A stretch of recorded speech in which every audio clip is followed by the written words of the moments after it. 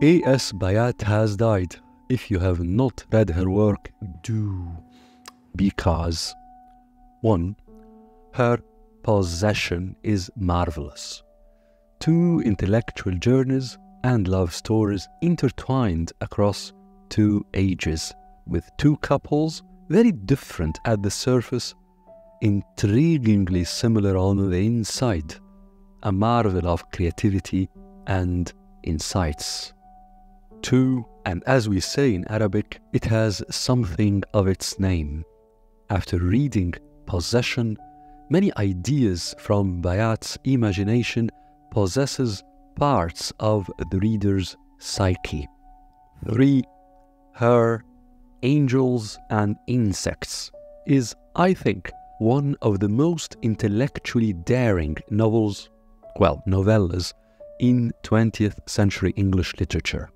Seeing a family through certain behavioral patterns of insects, this does not sound appealing, but do not make the mistake of succumbing to this silly idea and decide to ignore the book.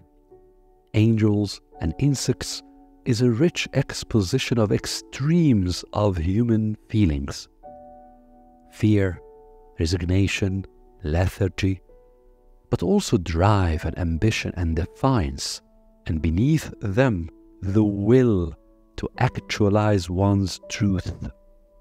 Byatt's exposition is deceptively smooth, and in a framework that borders on the weird, and yet the story and how it unfolds and the language Byatt deploys to seep that story into our minds are illuminating and enlivening.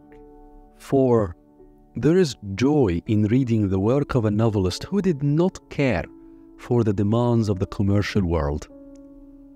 Byatt's publishers, especially of her early work, hardly expected great commercial success. At the beginning of her career, Byatt's work was the sort of novels highbrow publishers, particularly in England, put forward to enrich intellectual experimentation, and often in their assessments to engage a tiny sliver of readers, not an important segment in the market for books, but of value in influential social salons. The beauty of Byatt's work, however, and perhaps her genius, is that although her work certainly fit that type, her novels have proved to be of wide appeal. They indeed stirred interesting social salons, but they also resonated with wide social segments. 5. And the appeal lives on. Byatt started working in the 1960s. Her big success with Possession came in the early 1990s, and her work continues to sell well.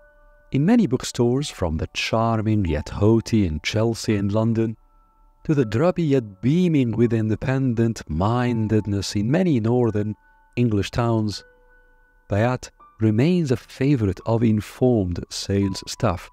You would get a smile of knowing approval when you place one of her novels at the counter to pay. 6. Byatt was never taken by fame. This is rare, especially among the biggest names in English literature in the past 3 decades. She did not follow literary trends, hardly interacted with mass media, and eschewed the positioning of a literary star.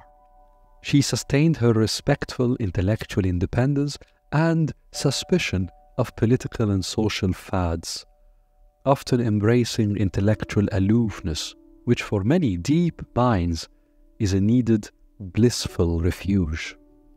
7. And then there is her language. Byatt's sentences are convoluted, positively so.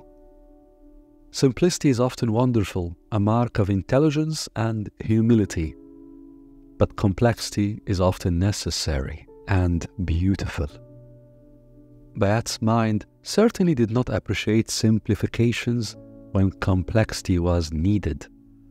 I would venture and say Byatt did not respect those who sought simplicity when complexity was of the essence of what was being presented. And human psyche is complex. Human relationships are complicated. Respecting truth often necessitates having complex thinking and not shying away from presenting such complexity. Byatt was truthful, and so her thought was often following truth complex. Her sentences retained that complexity in thinking, but she enveloped complexity with luxuriant beauty, which in itself merits reading and absorbing. 8.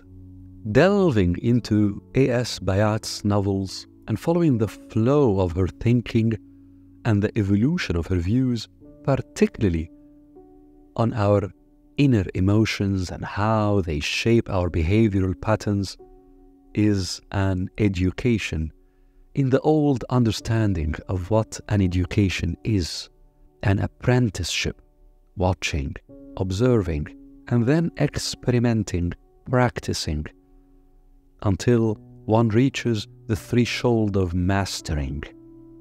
And so is our education with Byatt's work.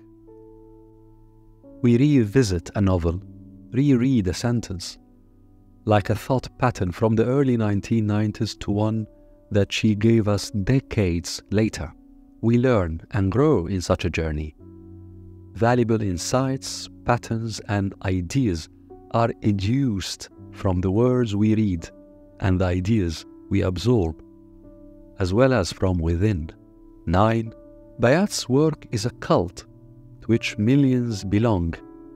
Join it, for you will be enriched.